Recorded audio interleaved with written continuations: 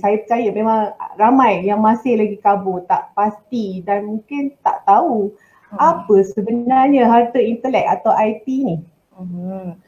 Okey, IP ni kebanyakan memang tidak nampak lah, kebanyakan individu tidak nampak kepentingan IP dan juga tidak dapat mengenal pasti IP. Apa yang Hanim introduce tadi ataupun Hanim perkenalkan tadi itu adalah salah satu macam pattern dan juga plant variety protection itu adalah antara kategori-kategori IP, tetapi ianya tidak terhad kepada hanya dua itu. Ada banyak lagi kategori-kategori IP yang patut individu ataupun graphic designer ataupun SME kenal pasti. Boleh puan terangkan kenapa mereka memerlukan IP ni? Apa sebab dia, ada ke sebab-sebab yang tertentu untuk pemilikan IP ni? Generally IP ni memberi hak kepada yang memohon perlindungan lah. Katakanlah pengkarya macam Hanim sendiri dalam bidang penulisan kreatif, apabila ia melibatkan copyright ataupun hak cipta, apabila Hanim menulis, mencurah idea, melukis for example, kesemua itu mempunyai hak cipta di mana ownernya adalah pemilik kepada hak cipta tersebut. Okay, so mungkin saya boleh kongsikan sedikit tentang plant variety di Perlis, di mana Kerajaan Negeri Perlis memfailkan nama harum manis Perlis untuk buah harum manis, buah mangga harum manis yang ditanam di Negeri Perlis. Secara umumnya ada sedikit percanggahan di situ disebabkan kebanyakan orang menganggap bahawa harum manis itu adalah nama variety. Jadi variety itu adalah, dia ada di situ ada sedikit percanggahan lah, sebab yang tidak boleh dibuat oleh pihak lain yang menanam mangga variety yang sama di negeri lain adalah menamakan variety-nya sebagai variety harum manis Perlis. Perkataan harum manis tu dia masih boleh gunakan sebab dia merujuk kepada ataupun baka mangga tersebut.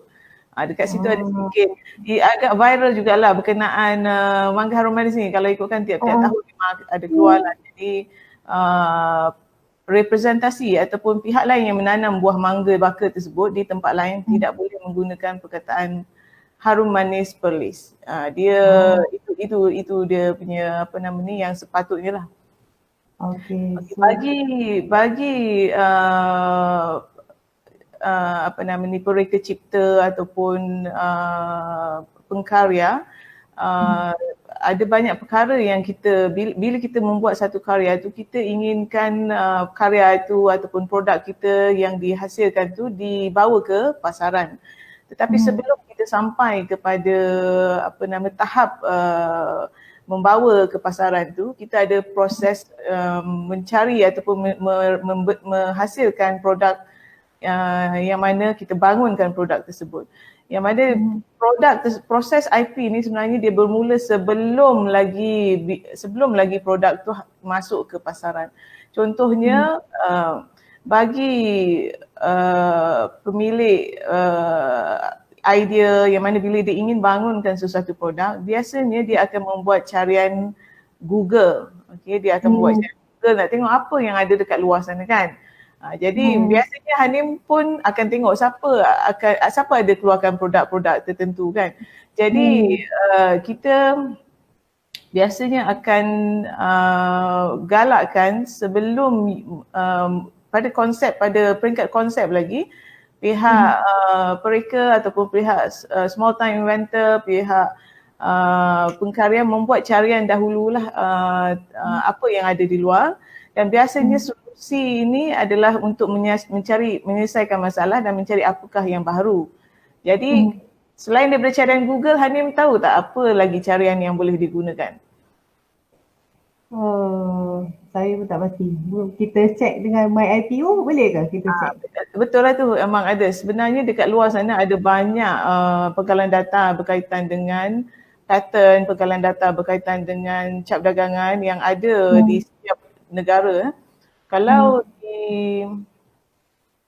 di Malaysia kita ada pengkalan data MyPo, dan di luar negara kita ada, kalau contohnya di USPTO ada pengkalan data pattern, yang mana di dalam itu terlalu banyak maklumat-maklumat teknikal yang mungkin pihak pengkarya, pihak innovator boleh lihat, yang mana kita nak menentukan arah tuju inovasi yang kita hasilkan, produk yang kita hasilkan, kita perlu bermula pada saat kita membangunkan produk itu sendiri. Okay. So maknanya sebelum kita keluarkan produk tu seharusnya ada kajian yang lebih terperinci. Kalau kita betul-betul serius lah nak keluarkan produk tu ya? Ya, betul. Sebabnya kalau kita ingin mendapatkan kelebihan dengan menggunakan sistem harta intelek ni, kita perlu buat kajian awal dahulu, sebab sistem harta intelek ni ada elemen-elemen yang perlu dipenuhi untuk you dapatkan perlindungan tersebut.